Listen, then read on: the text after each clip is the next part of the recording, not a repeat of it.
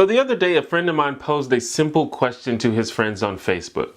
How does your anxiety make you feel?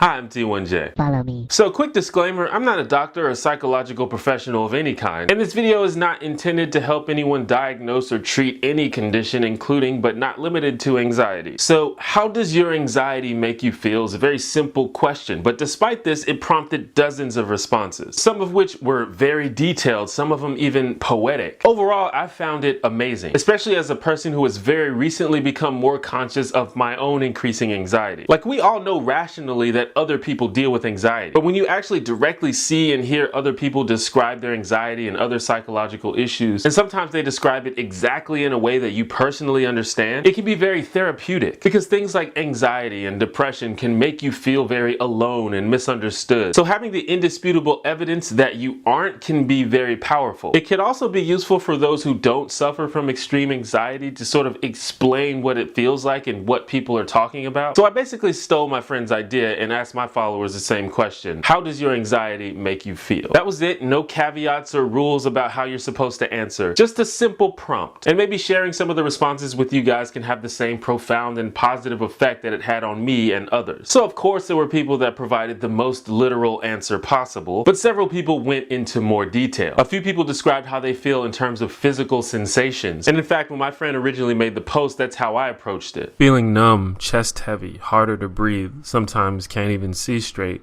Brain knows it's anxiety, but there's still the looming fear it could be something worse, that my heart might actually explode or my whole body might go numb. Almost everyone who used this approach, including myself, described a feeling of not being able to breathe properly or having a heavy chest. It feels like being out of breath when you've only gone up a short set of stairs and you don't know why you're so out of shape, but it seems like everyone else is doing fine, but you're not, and you don't know why. Not exactly short of breath, but more like I'm too tense to breathe correctly. Everything becomes so much harder to do, and many things become completely impossible. On a normal day, it's like a physical knot about 4 inches below my sternum. I can always feel it pressing against me. When I'm having a panic attack, it varies. I might hyperventilate. I might cry uncontrollably. I might completely shut down. My anxiety attacks have 2 levels. One comes with a disgusting feeling in my stomach and throat, not like I'm going to throw up, but just nasty. The worst one comes with heart palpitations and feeling like I can't get enough air. It's lasted hours before. Like I can't breathe, like everyone is looking at me and thinking how crazy I am, even when they aren't and don't. Sometimes I get pressure around my chest. It's like waiting for something bad to happen and that feeling doesn't go away. Like there's something in my chest. Sometimes it's really heavy, sometimes it's tense, sometimes it makes me nauseous. A lot of the time I kind of feel physically restrained, like it would be so easy to do the thing, but I just can't move. Like there's a person standing on my chest and my stomach has clenched so tight that I'm convinced it's trying to implode. But most people talked about the turmoil that was going on inside their brains, like their extreme worrisome thoughts, which makes sense since we're talking about anxiety. And many people were very straightforward about this. It was common, for example, for people to say their anxiety made them feel like they were dying. And others explained even further how they were affected by their anxious thoughts. Horrible. Everything becomes tedious and terrifying. Small tasks become impossible, and I begin to overthink everything I've ever done. My anxiety is a roller coaster of guilt and fear. Like I know exactly why my fears and worries are irrational, but it doesn't matter that I have that awareness because they still cause me to panic and feel like they're really going to happen. It makes me indecisive, like I have to do everything, but the concept of just starting with one thing and moving on to another seems impossible. But I'm constantly active yet not getting anything done. Crappy. I panic about things even when I know there's no reason to. I know it's irrational, but I can't control it.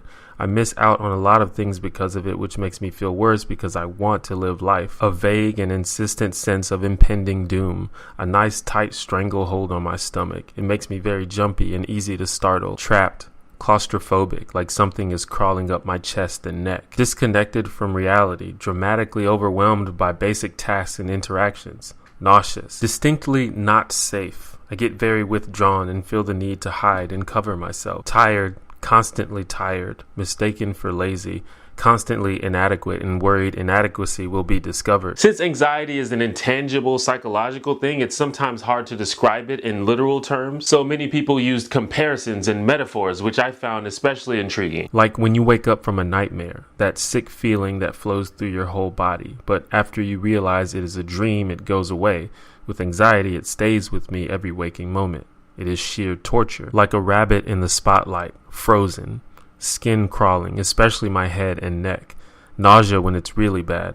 I feel like the scream looks. That feeling when you're walking upstairs in the dark and you miscount and your foot falls and your stomach does that horrible drop, except it doesn't stop once you've got your foot on solid ground again. Like I'm trapped in a bubble of water and can't breathe. Like there's a bomb strapped to my back. You ever walk down the street and almost get hit by a speeding car and your heart races for a good long while afterward and you're basically in constant defensive mode?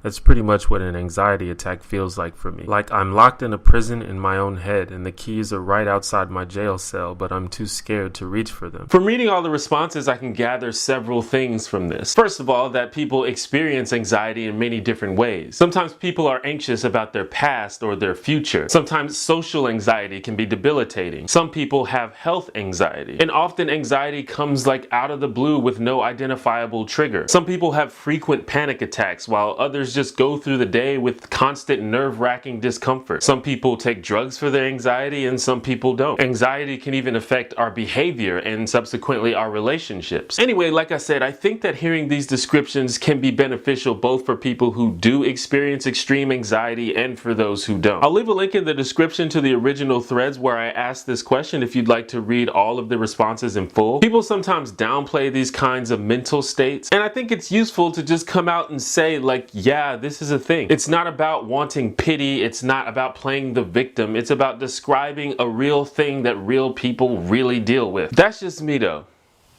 What do you think?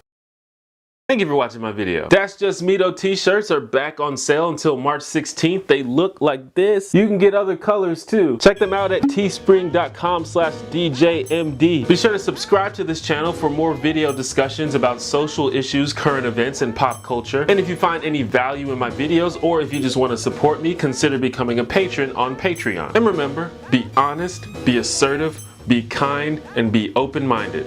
Stay Heiko.